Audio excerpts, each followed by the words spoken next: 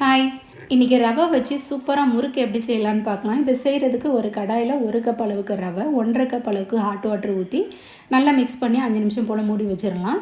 Next இது கூடவே 1 cup அளவுக்கு அரிசி மாவு, 1 ஸ்பூன் அளவுக்கு எள், 1/2 ஸ்பூன் அளவுக்கு ஓமம், கொஞ்சமாக காயப்பொடி, 1 ஸ்பூன் அளவுக்கு மிளகாய் வத்தல் பொடி, 2 ஸ்பூன் நெய், தேவையான அளவு உப்பு போட்டு நல்லா மிக்ஸ் பண்ணணும். தண்ணி தேவைப்பட்டதுன்னா 1/2 கப் போல் ஹாட் வாட்டர் தெளித்து நல்லா இந்த மாதிரி மசிச்சு பிசைஞ்சுக்கணும். இந்தளவுக்கு சாஃப்டாக பிசைஞ்சிட்டு முறுக்கு குழலில் ஸ்டார் அச்சு போட்டு ஒரு டிஷ்யூ பேப்பரில் இந்த மாதிரி குட்டி குட்டியாக நம்ம முறுக்கு பிழிஞ்சு வச்சுக்கலாம். இந்த மாதிரி பிழிஞ்சு வச்சுக்கும் போது நமக்கு ஈஸியாக இருக்கும் முறுக்கு போட்டு எடுக்கிறதுக்கு.